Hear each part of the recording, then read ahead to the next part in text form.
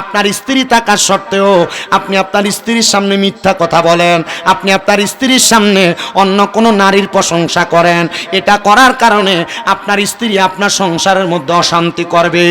মহিলারা এমনি এমনি অশান্তি করে না, তিন কারণে একটা মহিলা পরিবারের মধ্যে অশান্তি তৈরি করে। নবী গো কোন তিন কারণে অশান্তি তৈরি করে? আমার নবী বলে, এক নাম্বার, মহিলার স্বামী যদি নেশা করে।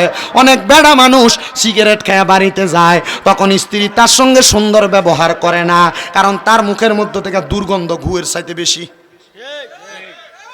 তখন আর আপনার বউর আপনার ভাল লাগে না, আপনার ছোটটা এটার ভাল লাগে, কারণ আপনার মুখের ভিতরে এমন দুর্গন্ধ সিগারেট খাওয়ার কারণে।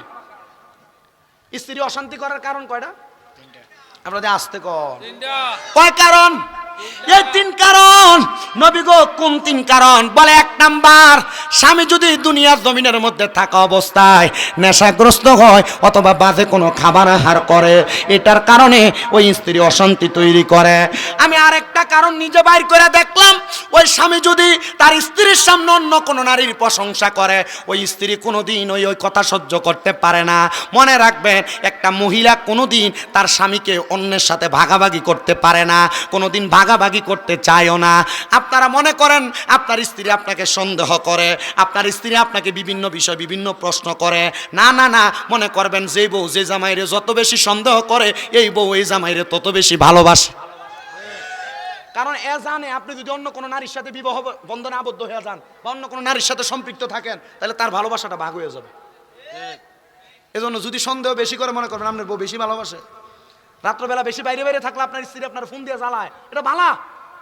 আমরা মনে করি না, মাগো আমার ব্যাপারে তুমি মাথা ঘামাও না, এটা ভালো জিনিস।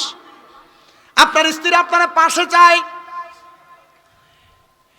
এর মধ্যে আরেকটা কারণ, সেটা হলো দুনিয়ার বর্তমান যেই শ্বশুর শাশুড়িরা, এরা এদের ছেলের বউকে তারা নিজের মেয়ের মতো মনে করে না, এজন্য সবচাইতে বেশি সংসারের মধ্যে অশান্তি তৈরি হয়। আর বউয়েরা শ্বশুর শাশুড়ির নিজের মাইয়ার মতো মনে করে না। শ্বশুর শাশুড়ির কথা হইল যে কি, আমার মাইয়ার জামাইটা বড় বালা, আমার মাইয়ার কথাটি শুনা শুনা চলে, কিন্তু আমার ফোলাটা একটা বেডতে হাতে তার বউয়ের কথা শুনে। আমার মাইয়ার জামাই না বলে বালা, ঠিক না?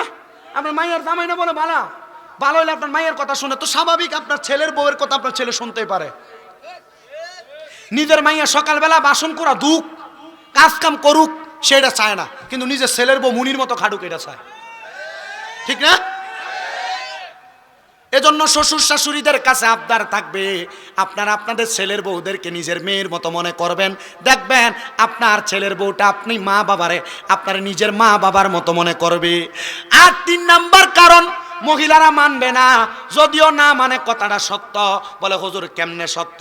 তিন নাম্বার কারণ হলো, একটা পরিবারে অশান্তি তৈরি হওয়ার কারণ হলো একটা মাইয়ার মা কেমন কানে কানে কইয়া দেয়, জিগো তো জামাই যা কামাই করে তুই একটু খোঁজ খবর লস না, তার মা বাপের সব টিয়া পয়সা দিয়ালা, তোর তো একটা ভবিষ্যৎ আছে। এ কানে তুলে দিল। এবার আপনি কামাই করে আসলে বাড়িতে, আপনার প্রত্যেক ওয়াক্তে জিগা তুমি কত টাকা কামাই করছো, কই তোমার টিয়াটা কই দাও না। এ যখন কোনো মহিলা তার স্বামীর কামাই রুজিতে ইন্টারফেয়ার করে, এই ইন্টারফেয়ারটা করার কারণে স্বামী অশান্তি তৈরি করে। মা গো তোমার কাছে আমার আবদার হইল, তোমার স্বামী যা ইনকাম করুক আর না করুক, তুমি এটার ব্যাপারে মাথা ঘামাইও না। দেখবা তোমার স্বামী তোমার তিন দায়িত্ব পালন করে কিনা। এক নাম্বার শারীরিক, দুই নাম্বার তোমার মানসিক, তিন নাম্বার তোমার সংসারের ভরণ পোষণ দেয় কিনা। যদি দেখো এই তিন দায়িত্বটা পালন করে, তাহলে তোমার স্বামীর ব্যাপারে তুমি আর কোনো মাথা ঘামাইবা না। কিন্তু বর্তমান সমাজের মহিলারা এই ব্যাপারে বড় সতর্ক। ও মা, যদি জান্নাতের মধ্যে যাইতে চাও, মনে রাখবা গো মা, তোমাদের জন্য চারটা কাজ আল্লাহর নবী বলে দিয়ে গিয়েছেন। নবী আমার বলতেছে, নারীরা জান্নাতে যাওয়ার জন্য চার কাজই নারীদের জন্য যথেষ্ট।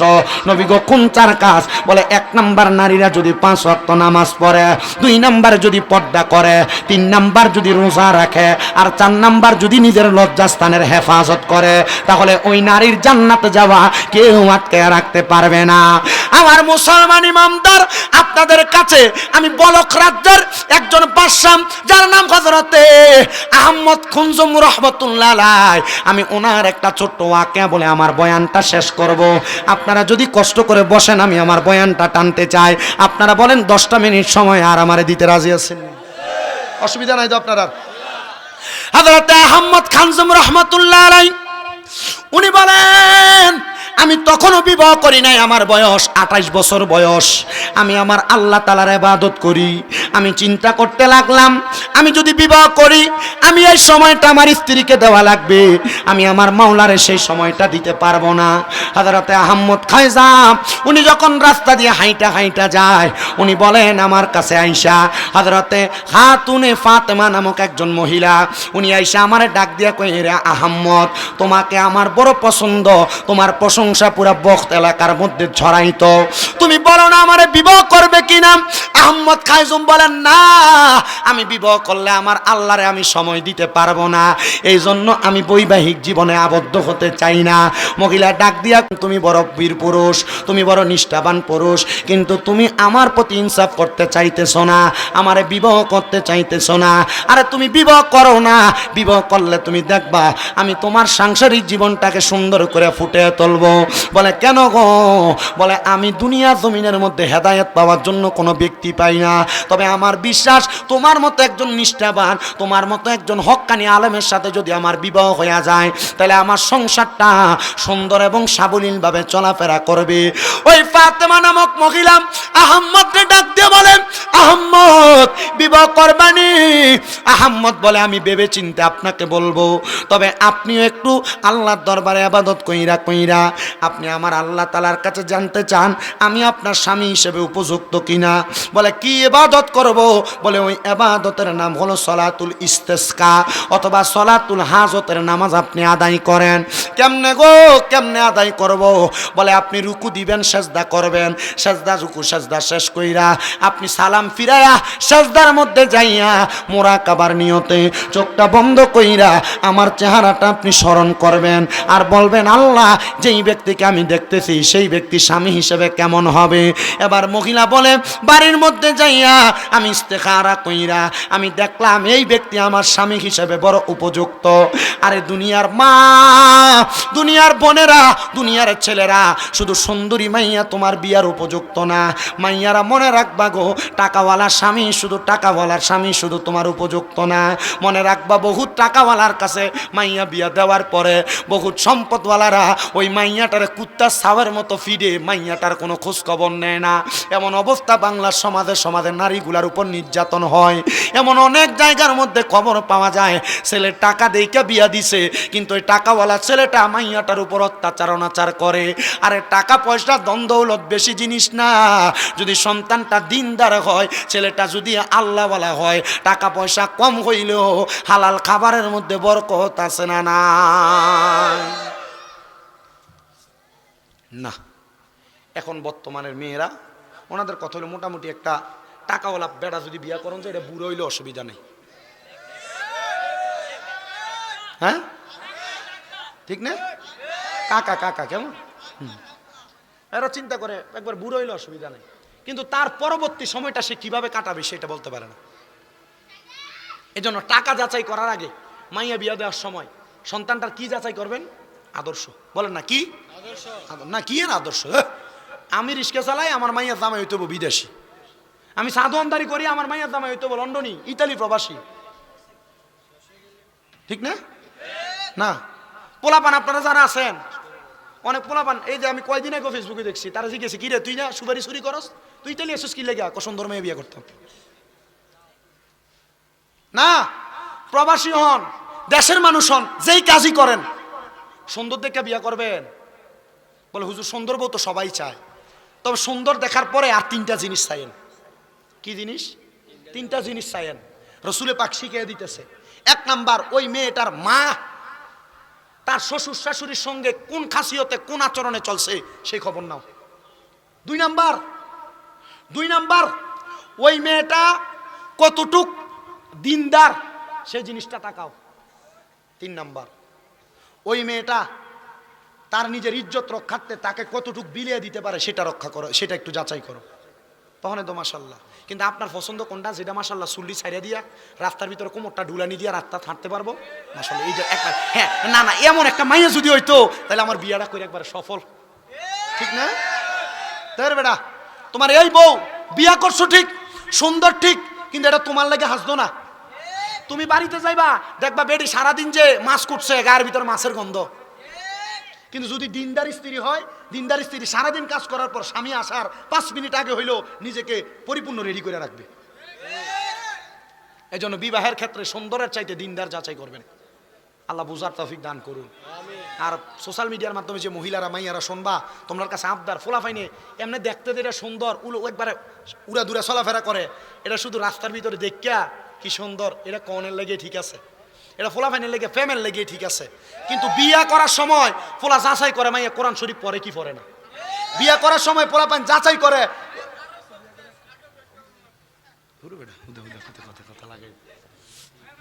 আমি অতলা কথা কইতাম না, আমি কম কথা কই, যদ্দূর কইতেছি ওদ্দূরে আলহামদুলিল্লাহ। আমি শুধু বিরিয়ানি খাওয়াই না রে, শুধু একটু গোলাইতেছি। হ্যাঁ মিশা কথা কস, তুই যাইতে বিরিয়ানি সারা যাবি, তারা তোরা খেয়াল রাখবি। তাবারুক। আচ্ছা আল্লাহ কবুল করো, আমিন কোন।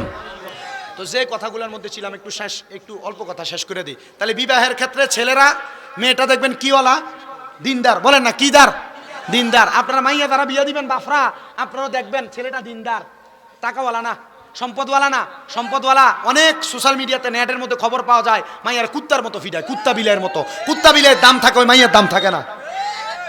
আল্লাহ আমরা বোঝার তৌফিক দান করুক। ওই মহিলা পরের দিন এক সপ্তাহ পর্যন্ত ইস্তেখারা করে। 1 সপ্তাহের ভিতরে উনি মুরাকাবার মধ্যে দেখছেন ওনার স্বামী হিসেবে আহম্মদ খুজাইমাই উপযুক্ত। ডাক দিয়া কয়, আহম্মদ খুজাইমা, এ আহম্মদ খুজাইমা, তুমি আমারে বিবাহ করো। এবার যখন বিবাহ করলেন ওনাদের সাংসারিক জীবন সুন্দরভাবে কাটতেছে। কিন্তু আহম্মদ খুজাইমা কোন জামানার আল্লাহর ওলি? হযরতে বাইজিদ বুস্তামি যেই জামানার আল্লাহর ওলি, আহম্মদ খুজাইমা সেই জামানার আল্লাহর ওলি। হযরতে আহম্মদ খুজাইমা বলখি রহমাতুল্লাহ আলাইহি বলে, আমি একদিন আমার বাড়ি থেকে বের হওয়ার পর আমি রাস্তার মধ্যে দেখলাম আমার স্ত্রী হযরতে বাইজিদের সঙ্গে দাঁড়ায় দাঁড়ায় কথা বলতেছে। আমি এইটা দেখে বড় রাগান্বিত হয়ে গেলাম। আমার স্ত্রীকে প্রশ্ন করলাম, স্ত্রী গো, তুমি যে এই বাইজিদের সঙ্গে কথা বলেছো, তুমি কি জানো না তোমার কারণে আমাকেও আল্লাহ তাআলা জাহান্নামের আগুনে জ্বালাইব? বলে কেন? এবার আল্লাহর নবীর একটা হাদিস শরীফ আহম্মদ খুজাইমা ওনার স্ত্রী ফাতেমারে শোনায়া দিছে। ও মুসলমান, ও চান্দিনার আরির চরের বাবারা, মনে রাখবা গো, মনে রাখবা গো, মনে রাখবা। আল্লাহর নবী বলতেছে একটা মহিলার কারণে 4 জন পুরুষ মানুষ দুজকে জাহান্নামের আগুনে যাবে। এর মধ্যে 1 নাম্বার, কোন মেয়েকে যদি বাবা জন্ম দেওয়ার পর বাবা যদি পর্দা না করায়, বাবা যদি বেহায়াপনাতে চাইরা দিয়ে রাখে, তাহলে ওই বাবা তার মেয়ের কারণে দুজকের আগুনে জ্বলা লাগবে। বলে হুজুর কেন কেন, কারণটা কি বলবেননি? আমরা জানি একটা মেয়ে মানে একটা জান্নাতের মালিক, 2টা মেয়ে মানে 2টা জান্নাতের মালিক, 3টা মেয়ে মানে নবীজির সাথে জান্নাতে থাকবো। কিন্তু রহমতের নবী বলে একটা বাবা যদি কন্যা জন্ম দেওয়ার পর ওই কন্যাটাকে জান্নাতি সুরতে পর্দার সাথে না লালন পালন করে, দায়ুসের বেশে লালন পালন করে, তাহলে ওই বাবা ওই মাইয়ার কারণে দুজকে যাবে। আর একটা ভাই যদি তার বোনকে পর্দা না করায়, তাহলে ওই ভাইটা তার বোনকে বেপর্দা ছেড়ে দেওয়ার কারণে, তার ভাইটা বেপর্দা বোনটাকে ছেড়ে দেওয়ার কারণে ওই ভাইটা জাহান্নামের আগুনের মধ্যে জ্বলতে থাকবে। আর 3 নাম্বার হইল কোন স্বামী যদি তার স্ত্রীকে পর্দা না করায়। আপনারা যারা বিবাহ করেছেন আপনারা আপনাদের স্ত্রীদের কেমনে ছেড়ে দেন? চান্দিনা বাজার ঘুরে আপনার স্ত্রী এখানে সেখানে ঘুরে। মনে রাখবেন বেপর্দাভাবে ঘোরাফেরা করার কারণে, আপনি আপনার স্ত্রীকে পর্দা না করানোর কারণে, আপনার স্ত্রীটার কারণে আপনি স্বামীও দোজকের আগুনে জ্বলা লাগবে। এজন্য কোন সন্তান যদি তার মাকে পর্দা না করায়, তাহলে সন্তান তার মায়ের কারণে দোজকের আগুনে জ্বলা লাগবে। ও সন্তানের দলেরা, আমি আপনাদের কাছে করজোড়ে আবদার জানাই, আপনারা দুনিয়াতে যে যা করেন না কেন, দুনিয়ার জমিনে থাকা অবস্থায় আমার আল্লাহ তাআলার আদেশ মোতাবেক আল্লাহ যে বলেছেন ওয়াকরনা ফি বুয়ুতিকুন্না ওয়ালা তাবাররুজনা তাবাররুজাল জাহিলিয়াতিল উলা, তোমরা তোমাদের নারীদেরকে জাহিলিয়া যুগের মহিলাদের মতো বের হতে দিবা না।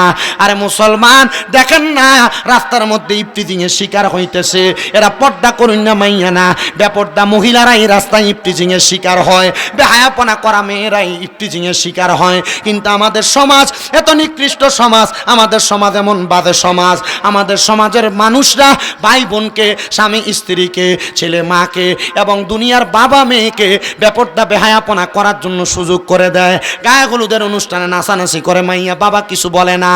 আরে মুসলমানের দলেরা, ভাই তুমি তোমার বোনটা বেপরদা চলে তুমি কিছু বলো না, জানোনি তোমার এই বোনটা তোমার দুজকের কারণ হয়ে যাবে। এই জন্য সবার কাছে আবদার, আপনারা তাদেরকে পর্দা করাইবেন, পর্দা করাইলে আপনারা জান্নাতের অধিকারী হইতে পারবেন। আমি আপনাদের কাছে এলোমেলো ভাবে অনেকগুলা বিষয়ের উপর কথা বলার চেষ্টা করেছি। আসেন সামনের দিকে বাড়ি, অল্প কথাই শেষ করে দেই। আহম্মদ খুজাইমা বলে, আমার স্ত্রীর সঙ্গে যখন এই কথা বললাম, আমার স্ত্রী বলে, স্বামী গো আপনার হক আমার প্রতি আছে, আমি কোনোদিন পরপুরুষের সাথে হকটা নষ্ট করব না। বলে স্ত্রী হক নষ্ট করবে না জানি, আমি চাই না তোমার শরীরের সৌন্দর্য অন্য কোনো পুরুষ মানুষ দেখুক, কিন্তু আমাদের মহিলারা স্বামীর জন্য সাজে না। এরা মার্কেটে যাওয়ার সময় সাজে, দাওয়াতে যাওয়ার সময় সাজে, জামাই বাড়িতে আসার পর স্ত্রীর অবস্থাটা এতটা ভালো দেখে না। তখন মনে রাখবা মহিলারা, তোমার চেহারা সুরত, তোমার শরীরে জামা কাপড় সুন্দর থাকার কারণে তোমার জামাইরও আর তোমারে ভালো লাগে না, পাশের বাড়ির বাবিটারে ভালো লাগে। এজন্য আপনার স্বামী যদি অন্য কোনো নারীর দিকে যদি চোখও দেয়, আগে আপনার দায়িত্বটা আপনার, আপনি নিজেকে একটু বুঝেন যে আপনি আপনার স্বামীর প্রতি সুন্দর আচরণ করেন কিনা, আপনার স্বামীকে আপনি একটা মডেল সুরত আপনি দেখান কিনা। মানে আপনি থাইনে ফেত্তিনির মতো জামাইয়ের সামনে কি বেটা ঘরের বেটা কথা কন না কেন, সামানের মতো ব্যবহার ভাল লাগে না। এক গ্লাস পানি যদি খুঁজে দেয় না, কিন্তু বাবির দরজার ভিতরে যায়, ভাবি একটু পানি দেন না, বেডি লেবু শরবত চিপ পেন না দেয়, তখন বেটার ভাল লাগে কারে, বাবিটারে। কথা কয় না কেন? আল্লাহ আমাদেরকে বোঝার তৌফিক দান করুন, জোরে জোরে কোন আমিন। হযরত আহমদ খুজাইমা বলে, ফাতেমা, এ ফাতেমা তুমি এমন ভাবে থাকবা যেন তোমার গর্ভ থেকে একটা নেক সন্তান দুনিয়াতে জন্মগ্রহণ করে, আর ওই নেক সন্তান আমি স্বামীর জন্য প্রাণ ভরে দোয়া করে। এবার বলেন, নেক সন্তানের দোয়ায় আমার আল্লাহ তাআলা একজন আব্বা আম্মার কবরের আযাব মাফ করতে পারে কি পারে না? আমি শেষের দিকে যাচ্ছি রে বাবারা, তাহির হিসাবে আপনাদের কাছে বয়ান করছে 9টা 45 পর্যন্ত, 45 থেকে এখন 11টা 11 বাজে।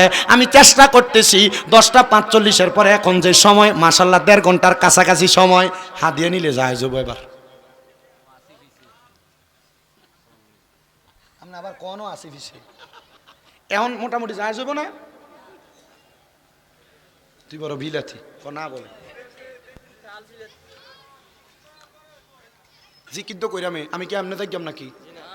আপনারা আছেন না? জিকির আজকার কইরা এরপরে বিদায়, দোয়া মুনাজাত করে বিদায়।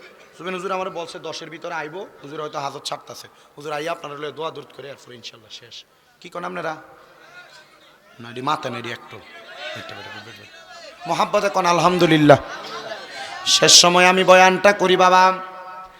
আহমদ খুজাইমা বলেন, আমার স্ত্রীর গর্ভ থেকে একটা সন্তান আগমন করেছে।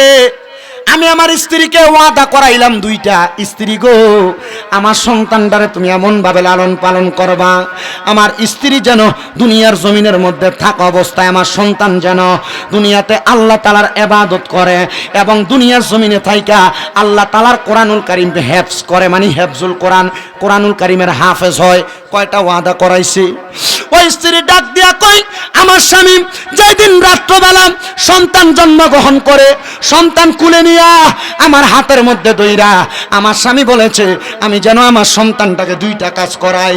1 নাম্বার আল্লাহর ইবাদতকারী বান্দা, 2 নাম্বার আল্লাহ তাআলার কোরআনুল কারীমের হাফেজ। আমার স্বামীটা এই কথা বইলা রাত্রবেলা ওনার ঘরের মধ্যে চলে গেছে। আমার স্বামী রাত্রবেলা ইবাদত করে করে সময় কাটাইতো। হয়তো আপনারা সবাই জানেন যারা বিবাহ করেছেন, স্ত্রীর গর্ভ থেকে সন্তান জন্ম নেওয়ার পরে একটানা 40 দিন পর্যন্ত স্ত্রীর সঙ্গে মেলামেশা করা যায় না। এটা আল্লাহর হাবিব এবং আল্লাহর কোরআনের আইনের আদেশ। ও বন্ধু, উনি বলেন সন্তান জন্ম নেওয়ার পর আমি চিন্তা করলাম আমার খানকার মধ্যে, আলাদা ইবাদত খানার মধ্যে আমি আল্লাহ তাআলার ইবাদত করে করে সময় কাটাবো। উনি ডাক দিয়া কয়, আমার স্বামী ইবাদত করার জন্য গেছেন। আমার স্বামী 1 দিন 2 দিন 3 দিন 4 দিন 5 দিন দিন, কিন্তু এবাদতখানা থেকে বের হন না। আমি আবার আমার স্বামীর তালাশে আমি আমার নিজের ভাইকে পাঠাইলাম। ফাতেমা খানজুম বলতেছে আমার স্বামী আহমদ খানজুম উনি ওনার ঘরের মধ্যে নামাজের সেজদার মধ্যে পড়েছিলেন, কিন্তু জীবিত না। আমার স্বামী কখন মারা গেছে এটার সময়ও আমরা বলতে পারি নাই। আমার স্বামী ইন্তেকাল করার পরে আমার সন্তানের বয়স যখন এক এক করে 8 বছর 9 বছর হয়ে গেছে, আমার সন্তান আল্লাহ তাআলার কোরআনুল কারীম মুখস্থ করেছে। আমি আমার সন্তানকে বললাম, ও বাবা, তোমার আব্বা জানের বড় স্বপ্ন ছিল তুমি সন্তান আল্লাহ তাআলার কোরআন মুখস্থ করবা, আল্লাহ তাআলার কোরআন পড়বা। আল্লামা ফরিদউদ্দিন আত্তার রহমতুল্লাহ আলাইহি লিখিত তাজকিরাতুল আউলিয়ার মধ্যে হযরত আহমদ খানজম বলকি রহমতুল্লাহ আলাইহি জীবনীতে ঘটনাটা সুন্দর করে দেওয়া। ওই ছেলেরে ডাক দেয়া কই, তোমার আব্বার বড় স্বপ্ন ছিল তুমি আল্লাহ ওয়ালা হবে, তুমি আল্লাহর কোরআন মুখস্থ করবে। সন্তান তুমি বলো না তোমার আব্বার জন্য তুমি দোয়া করছো নি?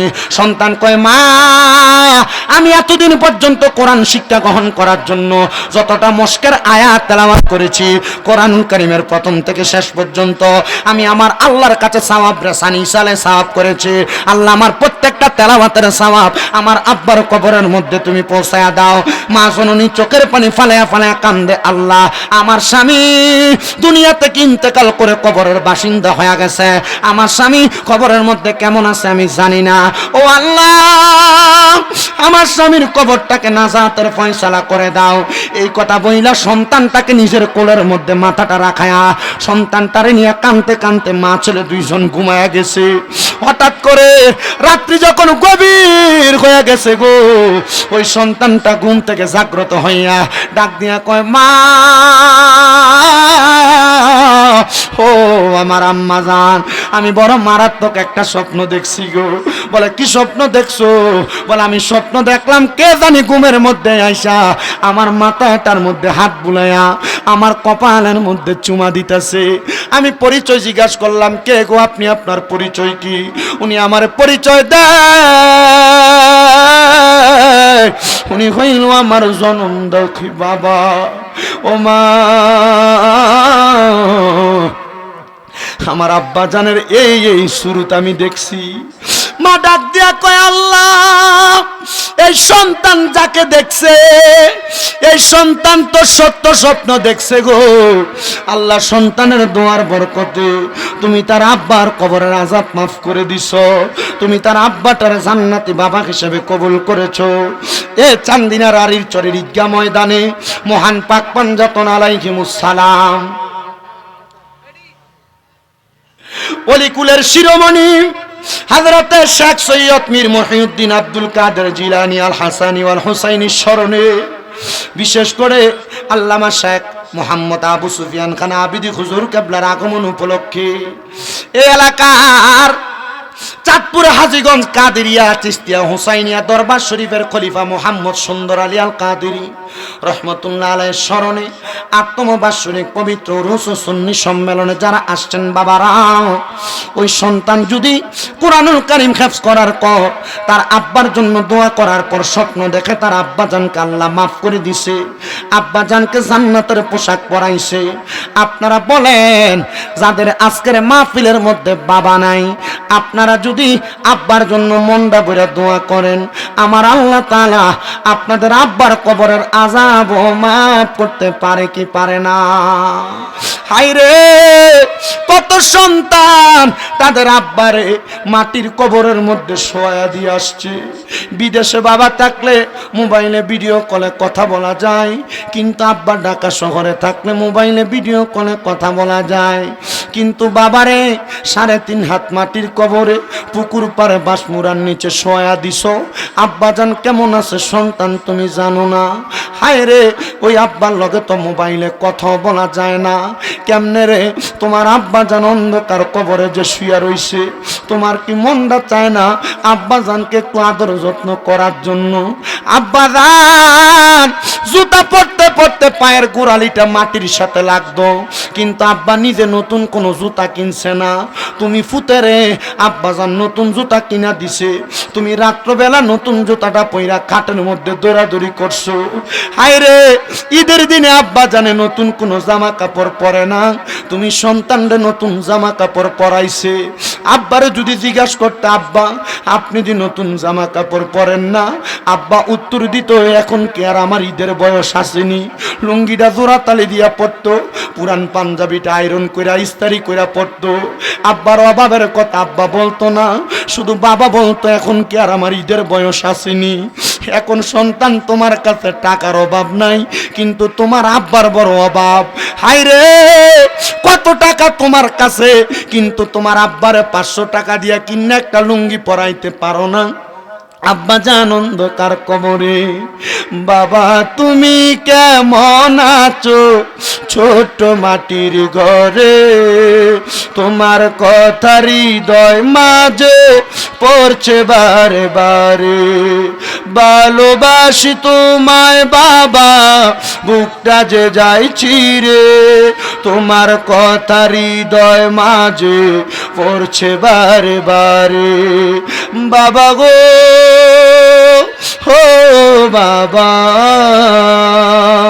বাবা গো হো বাবা, ওরে দরজাটা খুলতে খেয়ে যাই ধোকা, বাবা বুঝি বলছে এলে নাকি খোকা, বুকের ভিতরটা লড়ে চড়ে ওঠে, সবাই আছে শুধু বাবা নেই, শুধু বাবা নেই। কত আব্বা ধমক দিয়া সন্তানকে শাসন করছে, এখন রাত্র বিরাত্র বেশি হইয়া গেলে আর কেউ ধমক দিয়া ঘরে ঢুকায় না, ঢুকাইব কেমনে বাধ্য অন্ধকার কবরে। এ চান্দিনা রানীর চরের পর্দার অন্তরালের মা, বাপের বাড়িতে যাওয়ার পর সবার মুখটা দেখো, কিন্তু জনম দুঃখী আব্বার মুখটা তো দেখো না। হায় রে, মা জননী বড় কষ্ট করে তোমার দুনিয়ার আলো দেখাইছে, ওই মা দুঃখিনী অন্ধকার কবরে কেমন আছে তুমি সন্তান জানো না।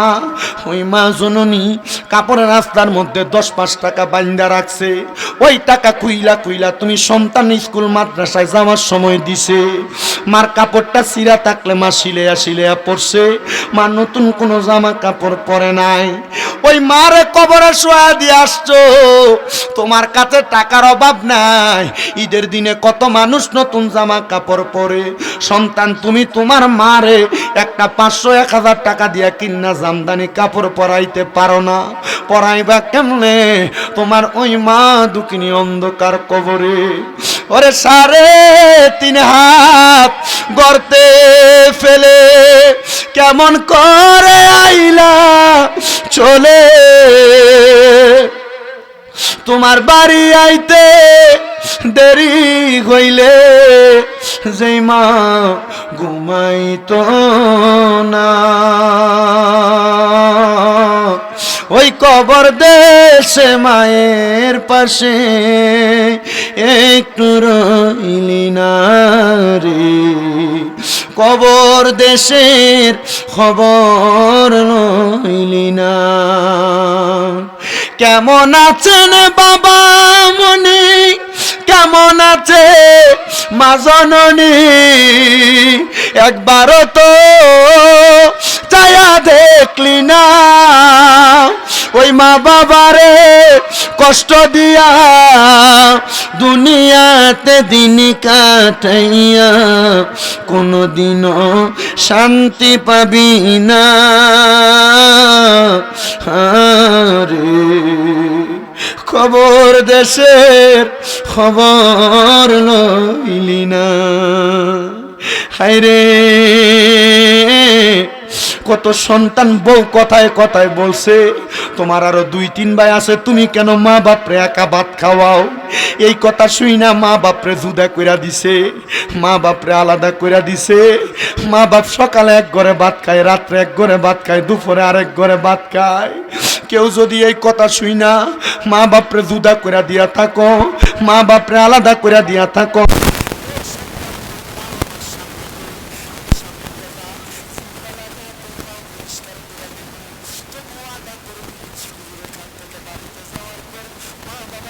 ধরে মাপ চাইবি।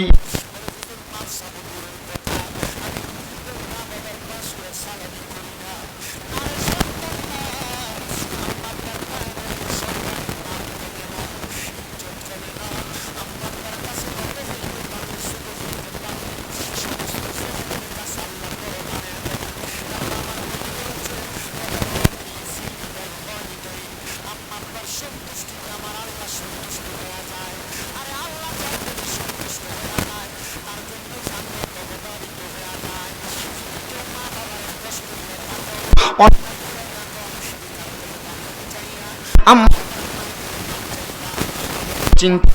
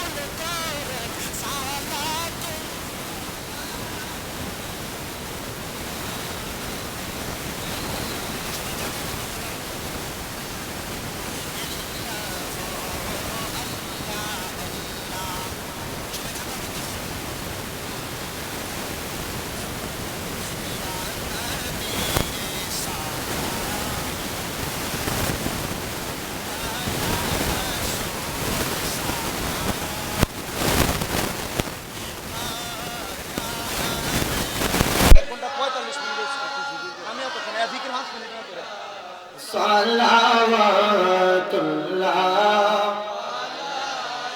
ইয়া রাসূলুল্লাহ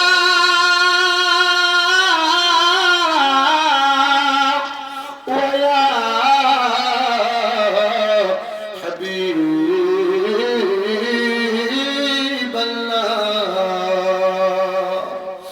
দয়াল নবী গো আপনি যে নূরেতে পয়দা আপনার নূরে तमाम जहान पैदा अपनी जे काबा रोकाबा आशिक दे बोला रिमाला या नबी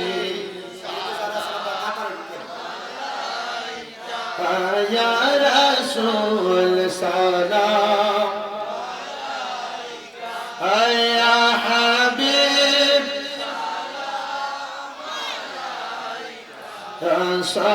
صلوات الله يا شفيع المذنبين يا راحة العاشقين কঠিন হাশরের ময়দানে ফুলসেরা কিংবা মিজানে আপনার দিদার পেলে দোজখ যে জান্নাত হইবে ইয়া নবী সালাম يا رسول سلام يا حبيب صلوات شهداء كربلاء